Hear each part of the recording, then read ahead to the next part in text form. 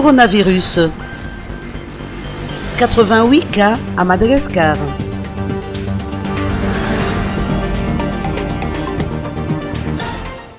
Six nouveaux cas de contamination au Covid-19 sont recensés hier après-midi et aujourd'hui dans la matinée à Madagascar, portant à 88 le nombre de personnes infectées, tel que l'a annoncé le professeur Ant Vlultin.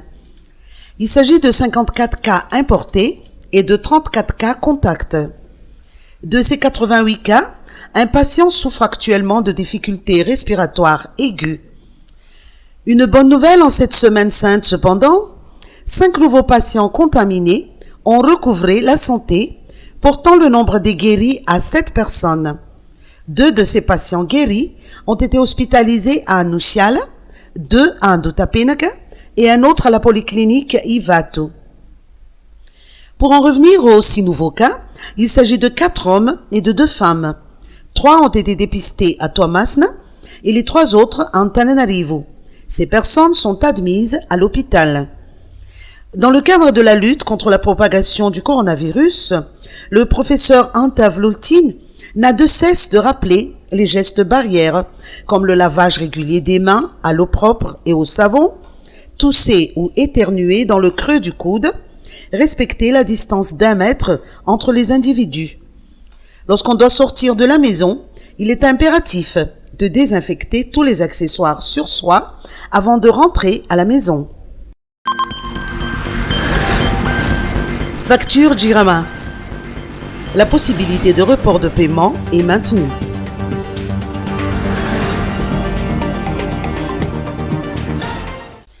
Suite au décret du Conseil des ministres en ce qui concerne le prolongement de l'état d'urgence sanitaire, la Jirama décide de maintenir la possibilité de report de paiement des factures des abonnés pour ce mois d'avril. Toutes les agences Jirama restent ouvertes et le service de paiement mobile monnaie reste opérationnel pour les clients qui choisissent de ne pas ajourner le paiement de leurs factures. En restant confinés et en utilisant les différents appareils électriques et électroménagers, les usagers doivent s'attendre à des factures de consommation supérieures aux tarifs habituels. En tant que service public réquisitionné, la Jirama continue et renforce ses activités. Le Centre Relations Clients, CRC, en charge du traitement des appels téléphoniques des clients, ainsi que les équipes techniques en charge des travaux et dépannages sur le terrain, sont mobilisés nuit et jour. La Jirama adopte des mesures spécifiques pour assurer la sécurité des employés durant leur travail, notamment ceux qui sont en contact avec les abonnés. Enseignement. Les examens officiels maintenus.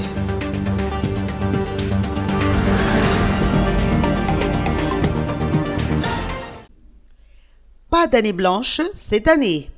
Ridzasu Andjemana Djoussoua, ministre de l'Éducation nationale, se veut rassurante aujourd'hui dans son intervention en direct du Centre de commandement opération Covid-19 d'Ivato.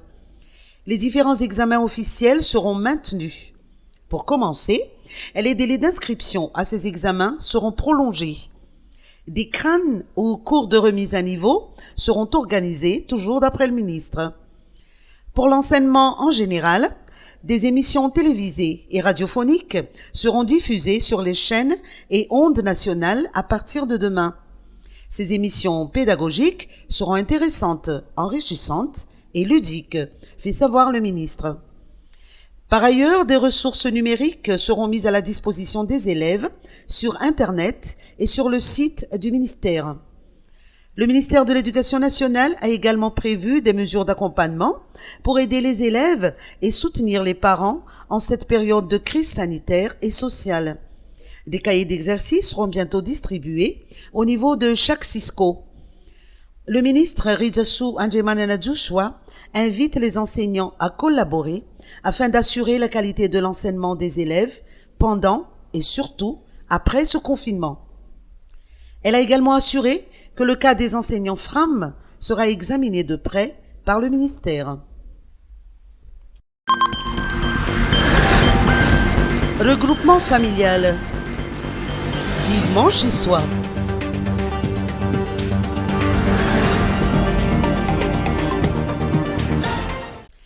Les étudiants ont été très nombreux à se déplacer vers la gare routière d'Indoutapenac aujourd'hui pour tenter de trouver un véhicule qui les ramènerait dans leurs régions respectives. 26 étudiants, originaires de la région Analanzarouf, ont effectivement décidé de quitter provisoirement l'université d'Antananarivo par rapport à la restriction sanitaire imposée par l'État malagasy en raison de l'épidémie de coronavirus pour rejoindre leurs familles respectives. Ils ont notamment manifesté leur soulagement d'avoir enfin pu quitter la capitale et rejoindre ainsi leurs proches afin de poursuivre la mesure de confinement dans leurs districts d'origine respectifs et se mettre ainsi en sécurité pour mieux faire face à cette épidémie jusqu'à présent incurable. À leur départ, ils ont bénéficié du soutien financier d'un généreux donateur en la personne de Pilaka Théogène Piré et non moins Oulbé, également natif d'Analanzarouf, qui a tenu à apporter sa contribution en faveur de ses concitoyens.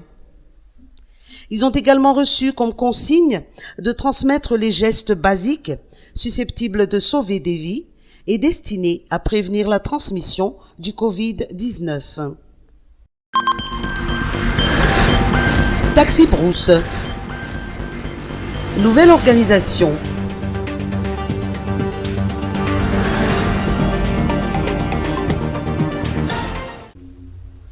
Depuis ce matin jusqu'à ce jeudi prochain, les habitants des provinces bloquées dans la capitale peuvent prendre le taxi brousse pour rejoindre leur ville, conformément à la déclaration du président Ange Radouilne. La gare routière d'Indoutapenac a été prise d'assaut par ceux qui souhaitent rentrer chez eux en province pour obtenir l'autorisation requise pour ce faire depuis hier. L'aire de stationnement a été noire de monde, sans aucune considération des gestes barrières, si bien qu'une nouvelle mesure a été adoptée, selon les précisions apportées par Joël Rangemanjantu, ministre des Transports, du Tourisme et de la Météorologie, ce matin. Il a été décidé que l'autorisation individuelle n'est plus requise pour les passagers et qu'ils peuvent directement acheter leur ticket auprès des guichets. Le ministre a par ailleurs insisté sur l'importance des manifolds qui doivent contenir toutes les informations concernant les passagers, à savoir leur nom complet, leur carte d'identité nationale, contact et adresse, ainsi que leur destination et les personnes à contacter en cas d'urgence. Les autorités compétentes et les forces de l'ordre sont tenues de contrôler ce document avant chaque départ. Les véhicules sont par ailleurs désinfectés avant chaque départ et les passagers sont tenus de porter un cache-bouche. La hausse des tarifs s'explique par le fait que ces véhicules reviendront dans la capitale sans passagers, c'est-à-dire vides, précise le ministre. Certains passagers ont pu partir aujourd'hui même, d'autres espèrent pouvoir faire une réservation pour demain ou ce jeudi.